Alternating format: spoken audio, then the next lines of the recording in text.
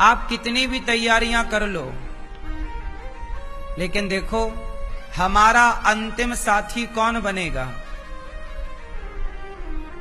अभी aeroplane crash हो गई अहमदाबाद में, सैकड़ों यात्री मारे गए।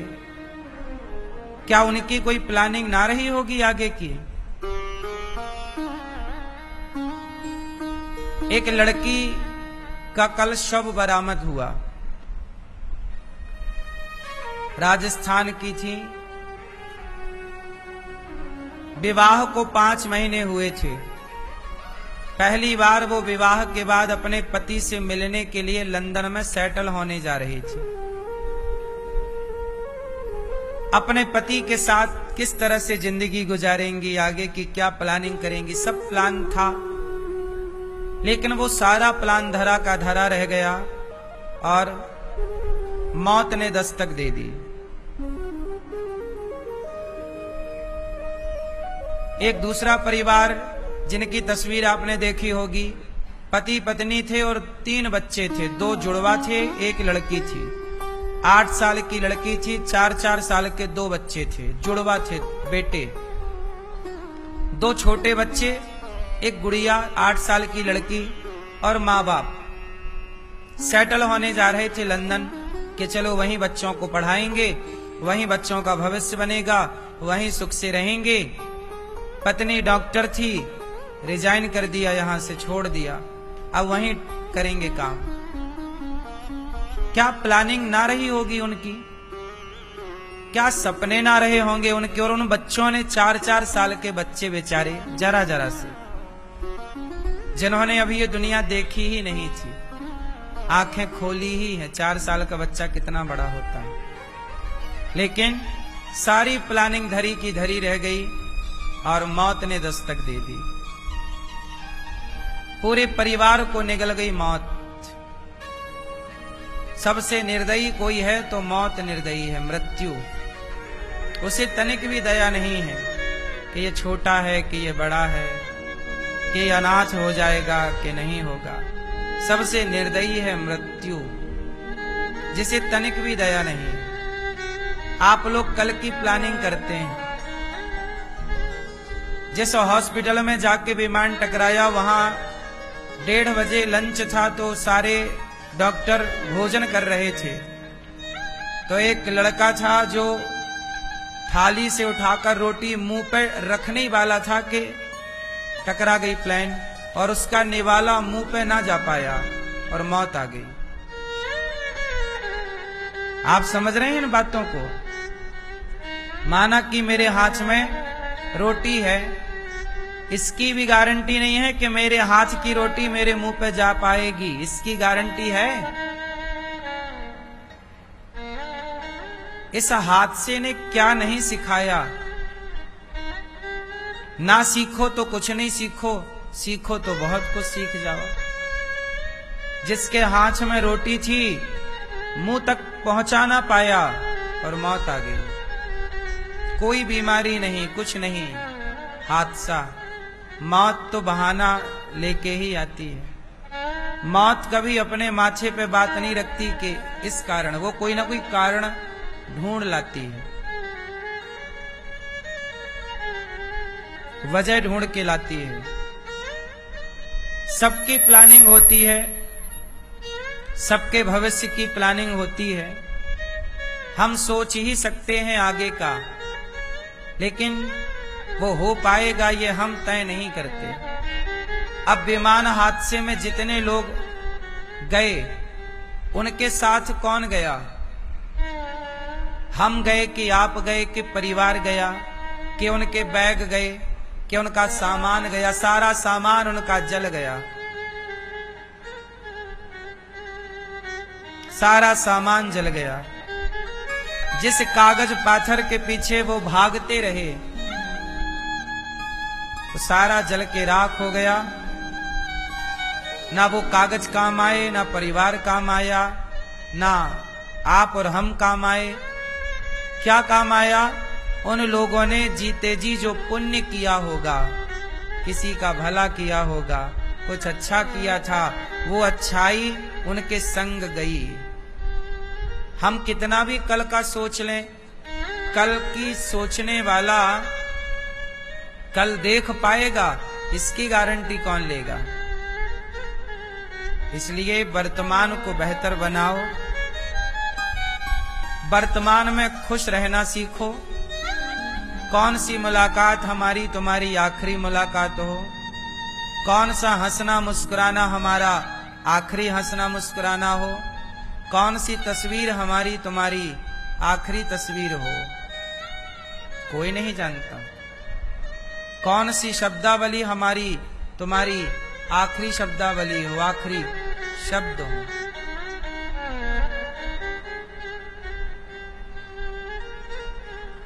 जो प्लेन उड़ा रहे थे पायलट, उन पायलट में एक पायलट अपने पिता से बोला कि बस कुछ दिन की जॉब और है, रिटायरमेंट लेके आपके पास रहेंगे और आपकी सेवा करेंगे। अर्थात बेटा बोला अपने बाप से कि हम अब आपके साथ रहेंगे, अब कुछ ही सालों में हमारा रिटायरमेंट।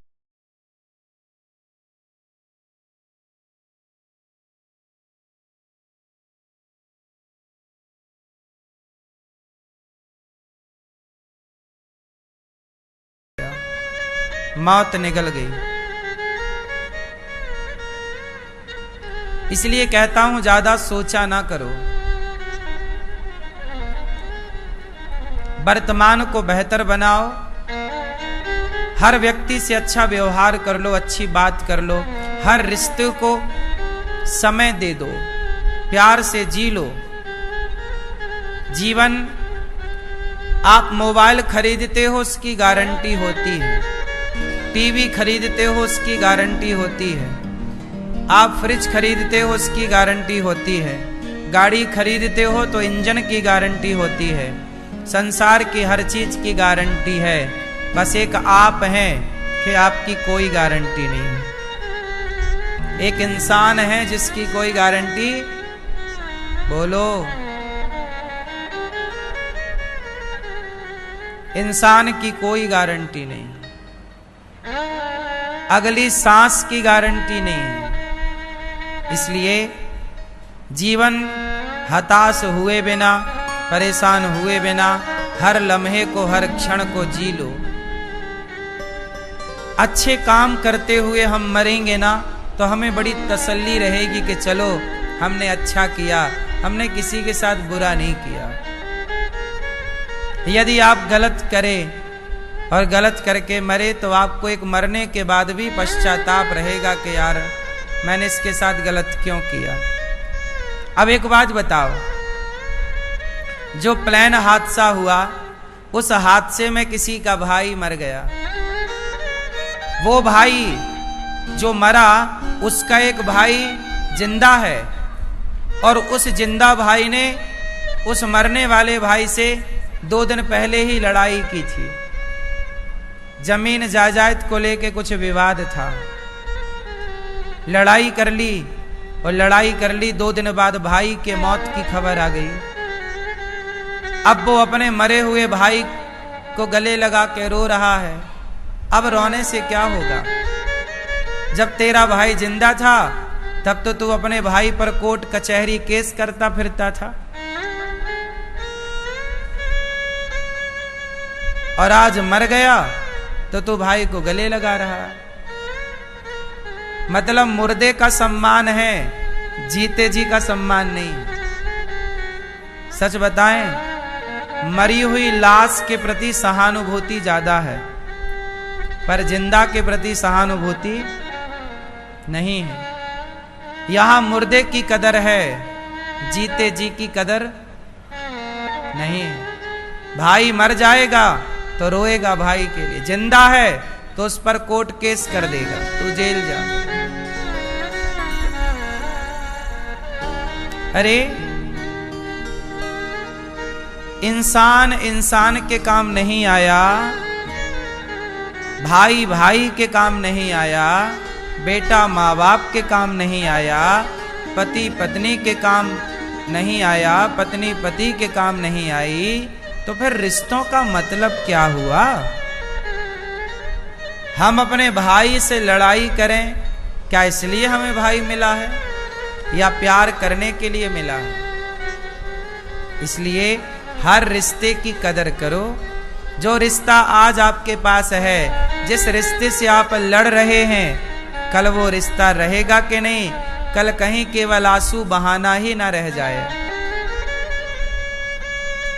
इसलिए हर रिश्ते की कदर कर लो जीते जी। मरने के बाद रोने से कुछ ना होगा। अब रो तो रहा है पूरा देश उस विमान हादसे पर क्या सबके रोने से वो हादसा टल जाएगा? क्या वो जले हुए लोग सही हो जाएंगे? इसलिए मरने के बाद आंसू बहाना अपनी जगह ठीक है, पर जीते जी अपनों से प्यार करिए। आपस का मतभेद और मनभेद समाप्त करिए, मिलजुल के रहिए। यही इंसानियत है। इसीलिए ईश्वर ने रिश्ते बना के जगत में भेजा है। लेकिन आदमी जब तक होता है लड़ाई करता है, लड़ता है।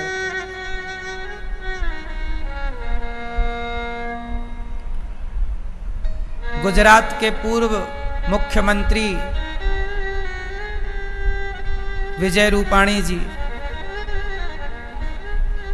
अपनी बेटी से मिलने जा रहे थे, पर वो मिल ना पाए। अपनी पत्नी से मिलने जा रहे थे, पर वो मिल ना पाए। पता नहीं आखिरी बार वो अपनी बेटी से कब मिले थे, बस वही आखिरी था। जा रहे थे मिलने पर मिल ना पाए। पता नहीं कौन सा मिलन आखिरी हो जाए दोबारा, चाह कर भी आप ना मिल पाओ। चाह तो रहे थे, वो विमान पर बैठ भी गए थे, उड़ान भी भर ली, पर लक्ष्य तक पहुंच ना पाए। इसलिए कल की ज्यादा टेंशन ना पालो, वर्तमान को बेहतर बनाओ, प्रेजेंट में जियो। आज हम खुश रह लें। हम लोग कल की बड़ी प्लानिंग चिंताएं करते हैं, कल क्या होगा, कल छोड़ो, आज में मस्त रहो। आज हम और आप मिले हैं तो अच्छे से बोल लें, बतला लें, हंस लें, मुस्कुरा लें, अच्छे से जी लो आज को। कल मिलेगा तो कल भी जी लेंगे, और कल नहीं मिला तो नहीं मिला तो नहीं मिला। आज तो हम जी ही लें अच्छे से। कल हमें मिलेगा ये कौन गारंटी लेगा? कल आपको मिलेगा कौन गारंटी लेगा?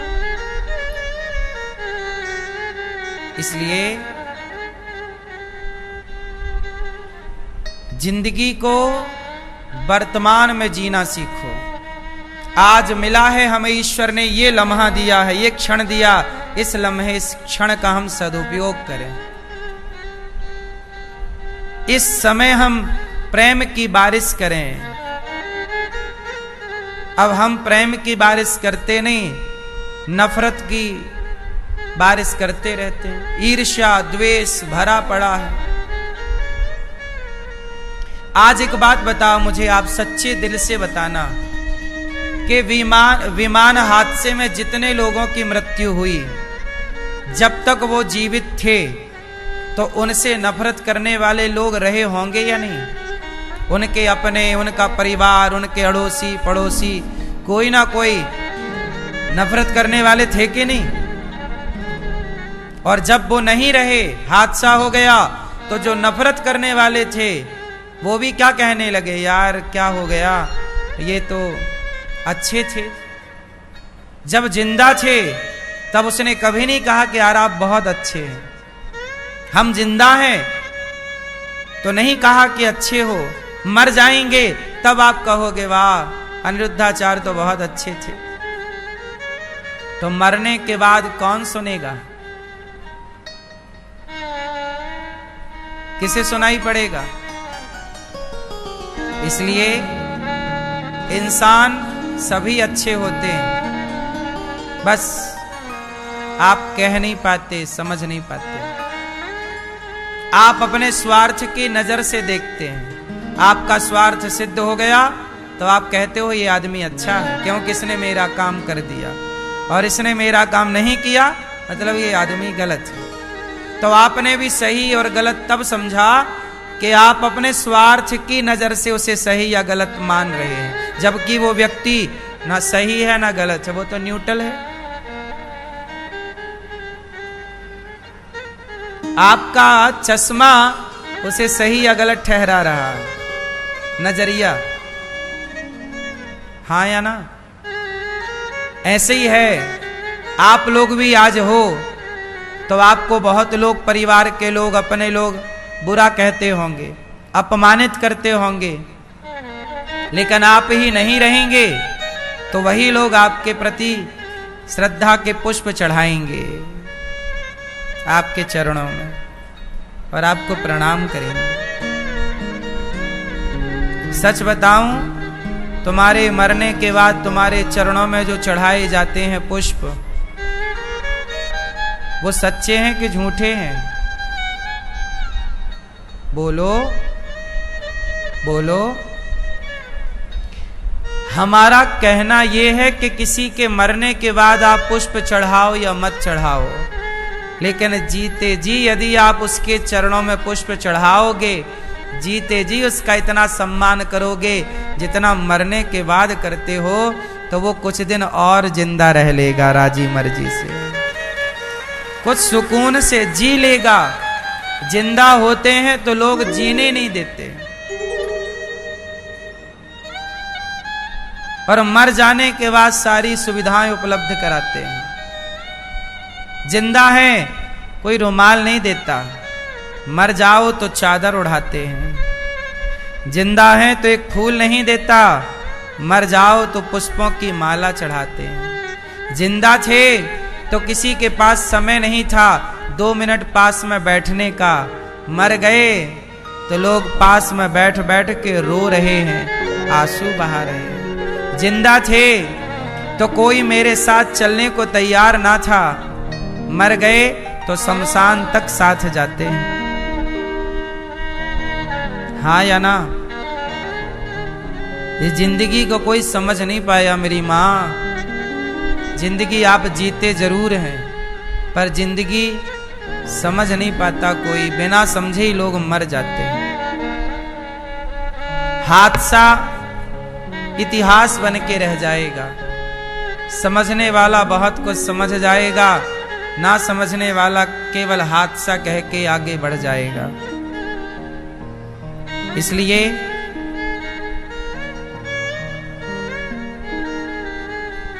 वो जली हुई लाशें, उस विमान की वो लाशें किसकी हैं? हम भी तो कभी ऐसे ही जलेंगे। उन लाशों में आपने अपने को देखा कि नहीं? हमने तो उन लाशों में अपने को देखा कि देखो हम भी कभी ऐसे ही जलेंगे। चिता पर भी तो आदमी ऐसे ही जलता है। आपने देखा होगा वो सारी लाशें अकड़ गई थीं, हाथ ऐसा, पांव, क्यों? कहते ना मरने के बाद व्यक्ति अकड़ जाता है।